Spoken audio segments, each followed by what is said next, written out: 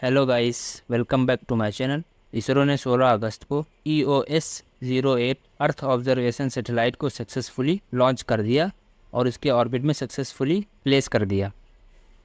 और हाँ, आगे बढ़ने से पहले यह एक क्वेश्चन दिया गया है जो कि यूपीएससी पैटर्न पर बेस्ड है। इसका आंसर आप लोग कमेंट सेक्शन में दे सकते हैं और आंसर जानने के लिए पूरा वीडियो ज़रूर देखें। अर्थ ऑब्जर्वेशन सैटेलाइट के बारे में बात करने से पहले हम इसरो के बारे में जान लेते हैं कि इसरो क्या है और इसका ऑब्जेक्टिव क्या है और इसके मिशन क्या क्या हैं और इसकी अचीवमेंट एंड फ्यूचर मिशंस क्या क्या हैं। In the year of 1962 the first prime minister of Pandit Jawaharlal Nehru and the father of space research organisation Vikram Sarabhai दोनों ने मिलकर national committee for space research को डेवलप किया। इसके बाद सन 1969 ईस्वी में इसको इसरो के नाम से इस्टेब्लिश कर दिया गया। इसरो ने अपना पहला मिशन सोवियत यूनियन के साथ मिलकर पूरा किया। इसरो का पहला सैटेलाइट आर्यभट्ट था जो कि सोवियत यूनियन के द्वारा लॉन्च किया गया था।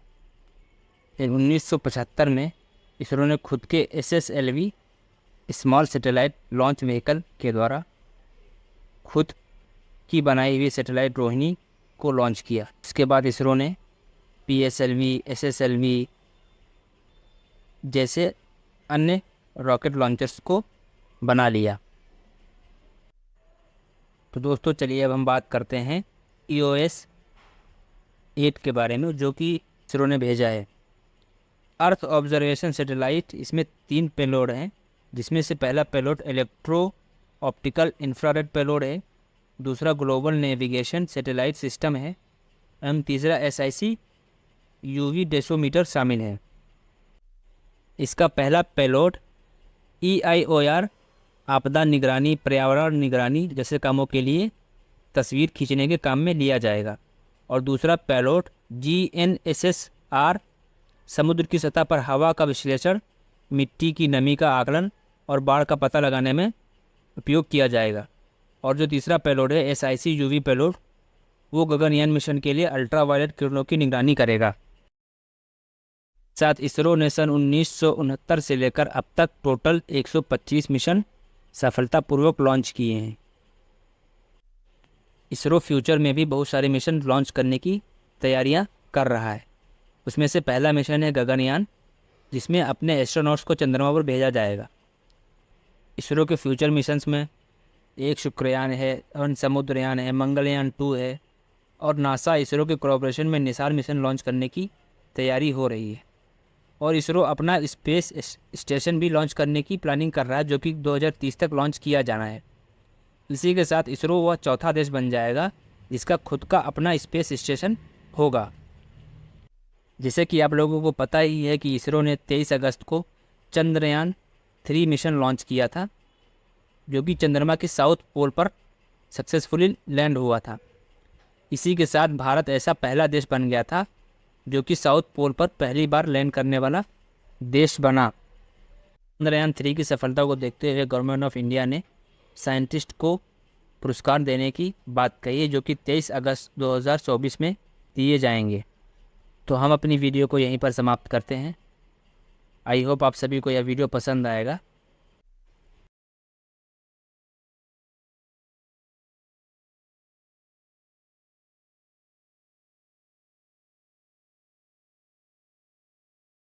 Hello guys, welcome back to my channel. Today I am talking about the defence sector of India, जिसको हम GS पेपर 3 से रिलेट कर सकते हैं। रिसेंटली DRDO ने पिनाका MK3 रॉकेट लॉन्चर को लॉन्च करने की बात कही। तो आइए जानते हैं कि DRDO क्या है और पिनाका MK3-1 क्या है, MK3-2 क्या है, और साथ ही साथ यह भी जानेंगे कि अब तक के लॉन्चर्स कौन कौन से हैं और कौन कौन से लॉन्चर्स लॉन्च किए हैं DRDO ने। तो चलिए शुरू करते हैं। DRDO एक सरकारी संस्था है, मतलब गवर्नमेंट ऑर्गेनाइजेशन है। यह मिनिस्ट्री ऑफ डिफेंस के अंतर आती है। इसका काम है कि डिफेंस सेक्टर में जो भी इक्विपमेंट लगते हैं जैसे rocket launcher, ballistic missiles, BrahMos missiles etcetera वगैरह, ये बनाती है। इसका मुख्य ऑफिस न्यू दिल्ली में है और इसकी बहुत सारी लैब भी हैं जो डीआरडीओ को सहयोग करती हैं। रिसेंटली डीआरडीओ ने पिनाका MK3 रॉकेट लॉन्चर को लॉन्च करने की बात कही है। तो अब हम जानेंगे कि पिनाका MK3 क्या है और यह कैसे काम करता है। कि आप लोग फिगर में देख पा रहे होंगे कि ये है पिनाका MK3। इससे पहले भी कुछ वर्जन्स लॉन्च किए हैं डीआरडीओ ने, जैसे पिनाका MK1 जिसकी रेंज 48 किलोमीटर्स थी। फिर पिनाका MK1 का ही इन्हेंस वर्जन आया जिसकी रेंज 60 किलोमीटर थी। फिर उसके बाद डीआरडीओ ने पिनाका MK2 को लॉन्च किया जिसकी रेंज लगभग 60 किलोमीटर से लेकर 90 किलोमीटर तक थी। किसी भी इनेमी को मार गिराने की क्षमता रखता है। अब रिसेंटली डीआरडीओ ने पिनाका MK3 को लॉन्च करने की बात कही है जो कि अंडर डेवलपमेंट में है। इसकी रेंज लगभग 300 किलोमीटर होगी और ये ऑल वेदर रॉकेट लॉन्चर होगा जिसकी टॉप स्पीड 5700 किलोमीटर प्रति आवर होगी और यह टाट्रा ट्रक पर लोडेड होगा। TATRA टाट्रा ट्रक, ना कि Tata truck.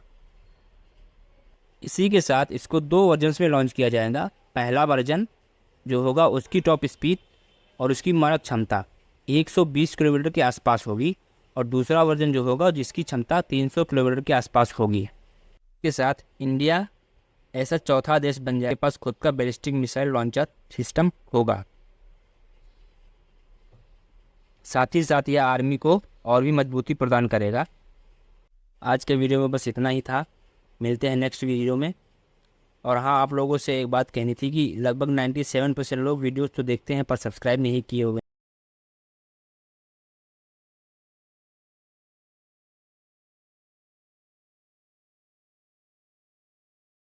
Hello guys, welcome back to my channel.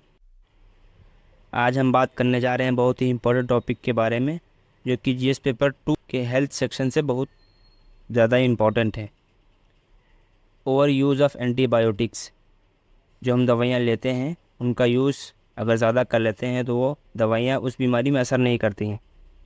जब हम किसी एंटीबायोटिक्स का इस्तेमाल करते हैं तो इसका गलत इस्तेमाल होने लगता है, तो ये हमारे माइक्रोबायोम पे बहुत बुरा असर डालता है। जैसे फॉर एग्ज़ाम्पल, अगर किसी इंसान को फीवर है, अगर उसने कोई एंटीबायोटिक मेडिसिन ली है और उसका यूज़ वो अनियमित रूप से करने लगता है तो एंटीबायोटिक उसे ठीक करने के बजाय और भी ढेर सारी बीमारियां देने लगती हैं। इसी चीज़ को हम एंटी माइक्रोबियल रेजिस्टेंस बोलते हैं। यानी कि अगर आप एंटीबायोटिक खाते भी हैं तो जिस बीमारी के लिए, तो उस बीमारी पर उस एंटीबायोटिक का असर नहीं पड़ता है, क्योंकि एंटी माइक्रोबियल रेजिस्टेंस के कारण अब दवाइयाँ उन बीमारियों पर असर नहीं करती जो रोग प्रतिरोधी हो चुकी हैं।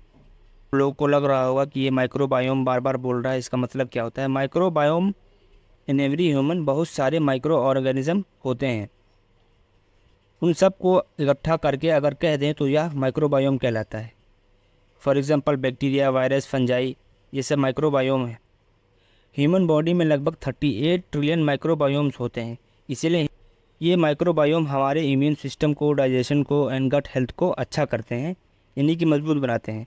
और जब हम एंटीबायोटिक्स का उपयोग बिना एडवाइस के या इरेगुलर करने लगते हैं तो यह हमारे गट माइक्रो ऑर्गेनिज्म को अफेक्ट कर देता है, जिससे डायसिस बायोसिस से इम्यून सिस्टम पर अफेक्ट पड़ता है। और फिर हमारी हेल्थ में अगर छोटी बीमारी होती है तो वो हमारे हेल्थ के लिए बहुत बड़ा खतरा बन जाती है। इसीलिए हमें एंटीबायोटिक्स का उपयोग बिना किसी सलाह के नहीं करना चाहिए। एंटीबायोटिक्स का उपयोग नियमित रूप से ही करना चाहिए और डॉक्टर की सलाह के बिना उपयोग नहीं करना चाहिए। और उपयोग होने के पश्चात बची हुई एंटीबायोटिक्स को नष्ट कर देना चाहिए ताकि कोई इन्फेक्टेड ना हो। अपनी हेल्थ का ध्यान रखना इन सबकी प्रायोरिटी भी होनी चाहिए। आई होप आप सभी को यह इन्फॉर्मेशन अच्छी लगेगी।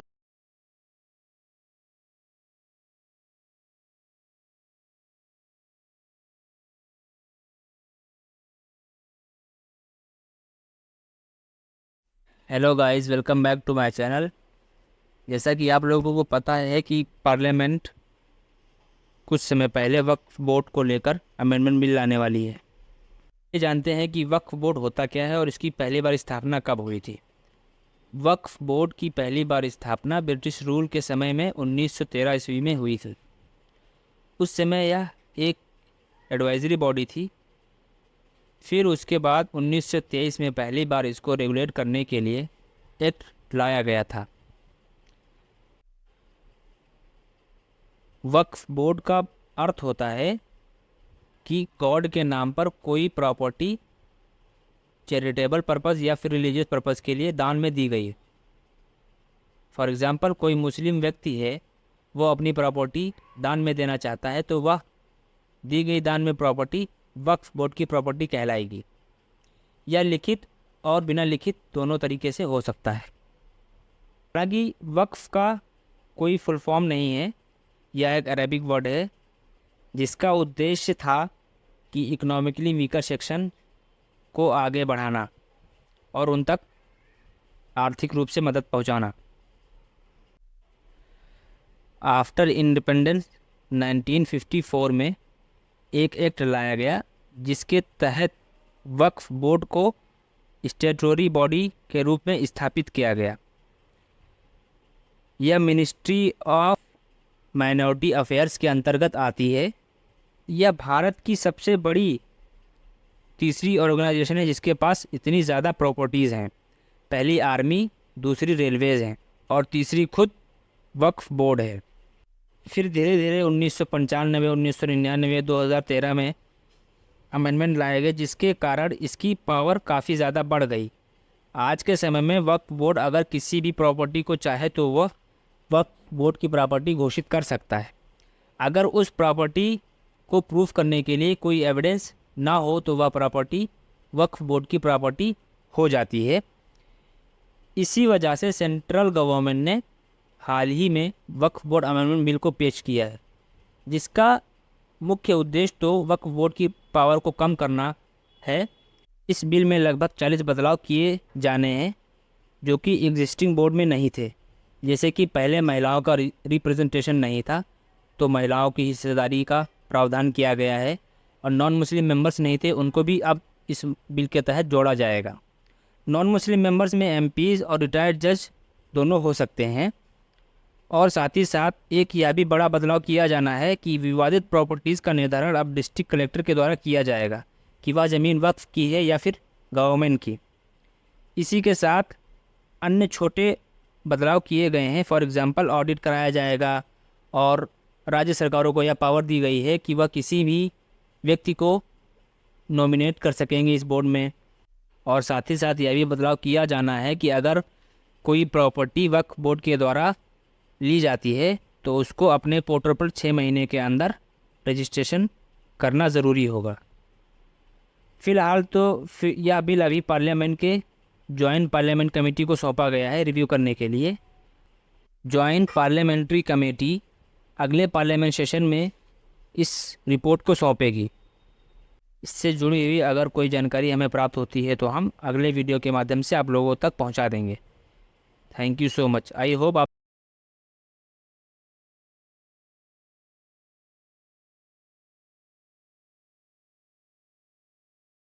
Hello guys, welcome back to my channel.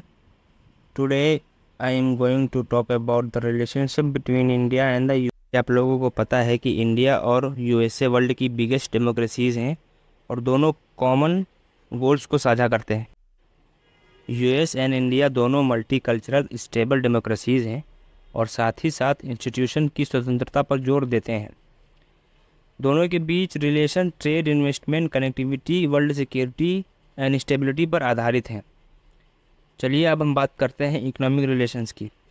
दोनों देशों के बीच इकोनॉमिक रिलेशंस की वजह से फाइनेंशियल ईयर 2022 एंड 23 में यूएसए इंडिया का बिगेस्ट ट्रेडिंग पार्टनर बनकर आया। ट्रेड बढ़कर 128 बिलियन डॉलर हो गई, जो कि पिछले वर्ष 2021-22 से लगभग 7% की बढ़त है। इसी के साथ इंडिया से एक्सपोर्ट भी बढ़ा है। और डिफेंस रिलेशंस में अब हम बात करेंगे कि डिफेंस सेक्टर में इंडिया और यूएसए के बीच 4 समझौते हुए हैं जो कि बहुत महत्वपूर्ण हैं। जैसे एक समझौता हो गया logistic exchange memorandum of agreement. यह एग्रीमेंट शेयरिंग लॉजिस्टिक पर साइन हुआ था, जिसका मतलब यह है कि अगर इंडियन आर्मी या भारतीय नौसेना का कोई जहाज़ अन्य देश में जाता है, जैसे कि अमेरिका के पोर्ट पर जाता है, तो वहाँ पर उसे ह्यूमैनिटेरियन असिस्टेंट की सहायता मिलेगी। और इसी के साथ दूसरा communication compatibility and security agreement हुआ जो कि 2018 में साइन हुआ था। इसके तहत कम्युनिकेशन से रिलेटेड जो भी इक्विपमेंट्स हैं वो दोनों देश एक दूसरे से साझा करेंगे। Basic exchange and cooperation agreement हुआ 2018 में, जिसके तहत location, real time tracking and geospatial access प्राप्त हुआ, जिससे आर्मी को बहुत सहयोग मिला। इंटरनेशनल कोऑपरेशन में इंडिया एंड यूएसए हमेशा दोनों देश एक दूसरे के साथ खड़े रहे हैं। जैसे कि यूनाइटेड नेशन, G20, एशियान में दोनों देश एक दूसरे के साथ रहते हैं। इसी के साथ इंडिया IPEF का भी हिस्सा है। IPEF Indo Pacific economic framework है, जिसमें trade facilitation, clean energy and बहुत से ऐसे साइंस एंड टेक्नोलॉजी के क्षेत्र में दोनों देश मिलकर काम कर रहे हैं। जैसे NISAR mission, AI, quantum, telecommunication, दोनों देश एक्सप्लोर करने पर सहयोग दे रहे हैं। इन दोनों कंट्रीज़ ने जून 2023 में SOS security of supply arrangement पर बातचीत शुरू की, जिसका एम है कि क्रिटिकल सप्लाईज़ को उपलब्ध कराना। क्रिटिकल सप्लाईज़ बोले तो क्रिटिकल मिनरल्स।